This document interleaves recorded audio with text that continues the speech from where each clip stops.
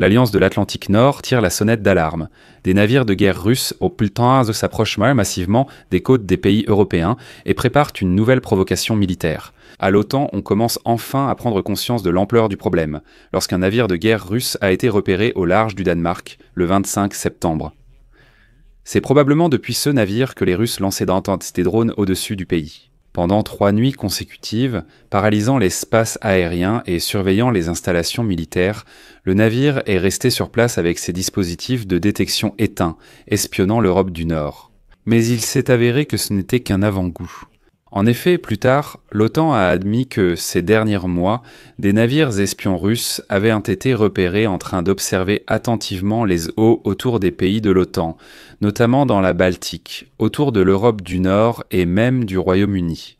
Le principal objectif des navires espions russes était de cartographier les Européens.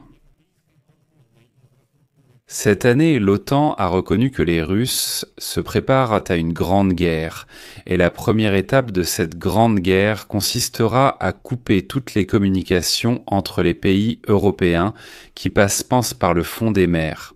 Je suis Alexei Petchy, discutons de ce sujet. Il y a vraiment beaucoup à discuter ici.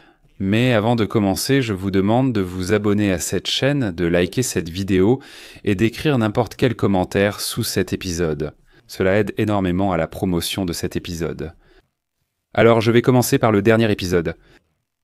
Un navire de guerre russe a été repéré près des côtes danoises lors d'un 3e survol de drone. Cette nuit, la police danoise a découvert en mer Baltique, près des îles Lolland et Langeland, un grand navire de débarquement russe appelé Alexandre Chabalin. Il se trouvait à seulement 12 km de la côte et était resté plusieurs jours sans activer son signal de localisation. La distance jusqu'aux aéroports et aux installations militaires ayant été attaquées par des drones varie de 70 à 270 km, ce qui représente une courte distance même pour de petits drones.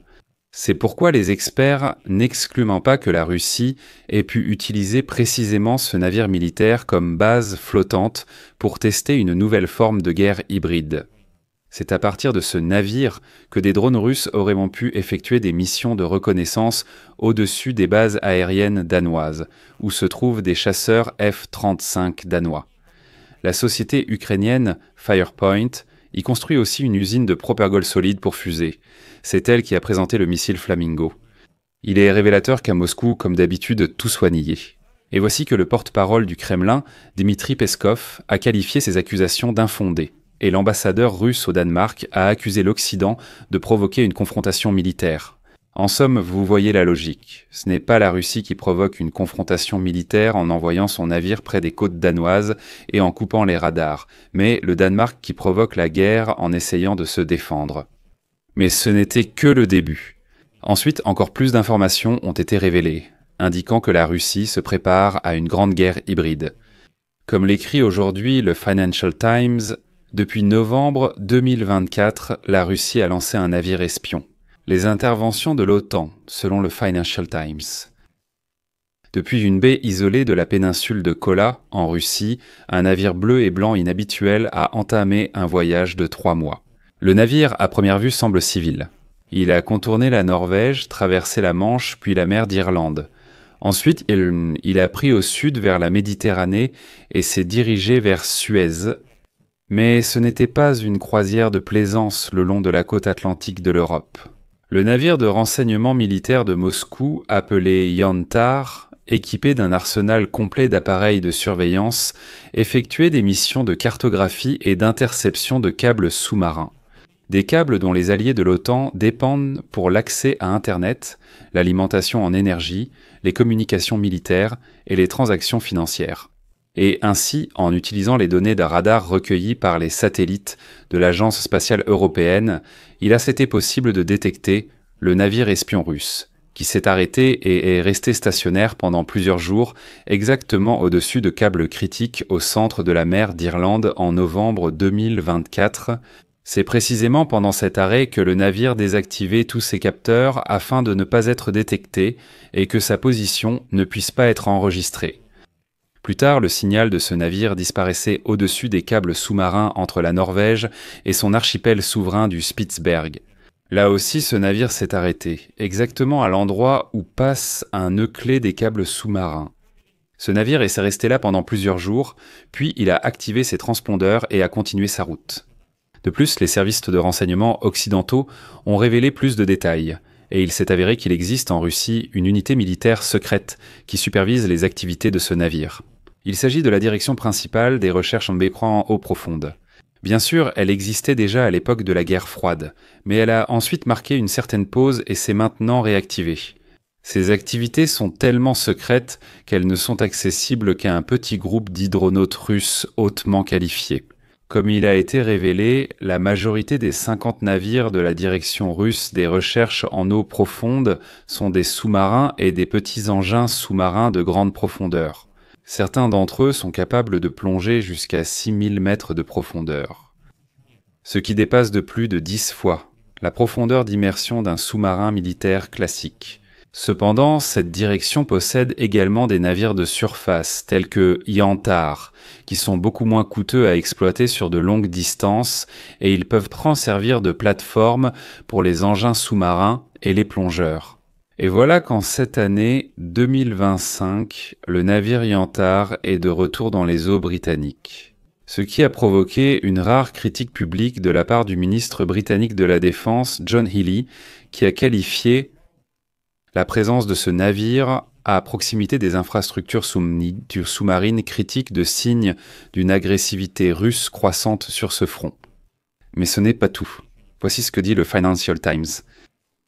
Cependant, derrière cet avertissement public de Healey se cachait un tableau beaucoup plus large d'activités.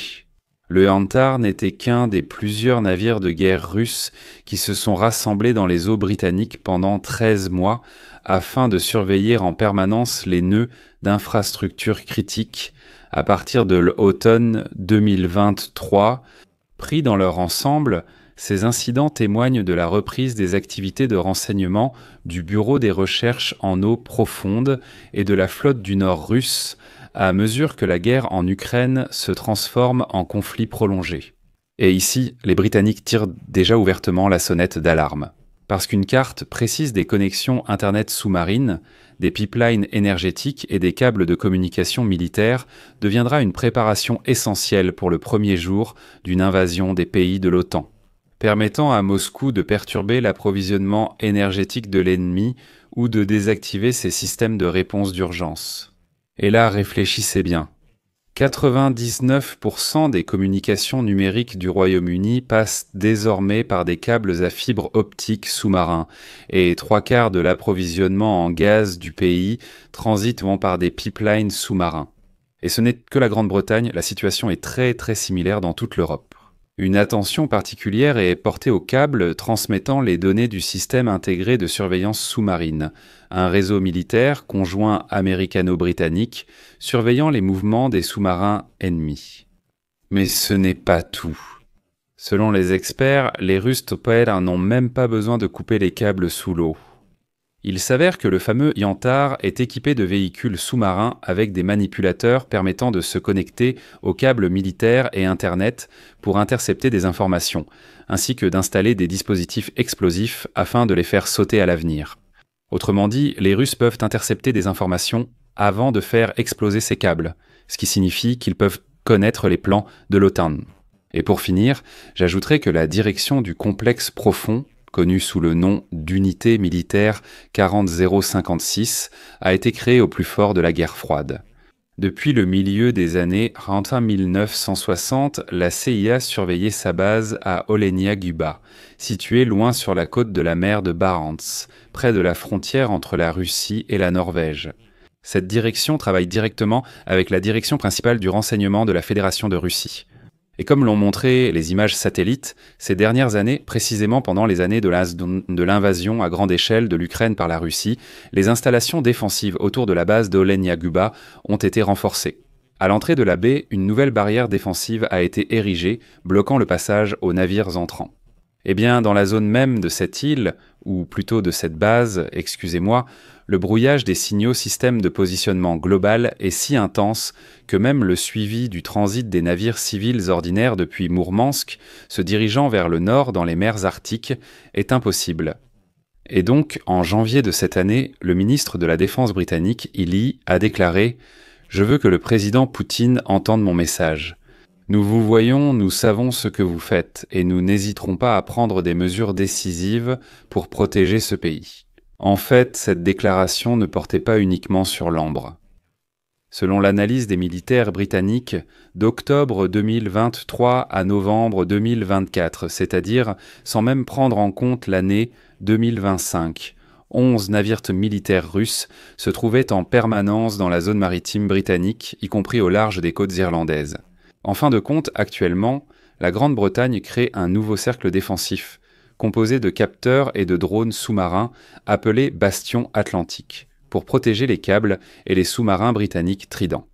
De plus, le Royaume-Uni et ses alliés, comme la Norvège, utilisent à tour de rôle des navires de guerre et des avions de reconnaissance R-8 pour surveiller la zone du Groenland, de l'Islande et du Royaume-Uni, par laquelle les navires et sous-marins russes pénètrent justement dans l'Atlantique Nord. En général, on peut conclure que la Russie surveille déjà depuis assez longtemps toutes les communications des pays de l'OTAN, afin que, le soi-disant premier jour de l'invasion, en fait, elle puisse soit aveugler l'ennemi en coupant justement ses connexions Internet, la communication militaire, etc., soit se connecter et surveiller ce que disent nos alliés ukrainiens. Voilà le tableau, je vais m'arrêter là. Donnez votre avis, vos conclusions dans les commentaires sous cette vidéo, abonnez-vous à la chaîne, activez la cloche et n'oubliez pas de mettre un like. C'est tout pour aujourd'hui. Prenez soin de vous. Au revoir à tous.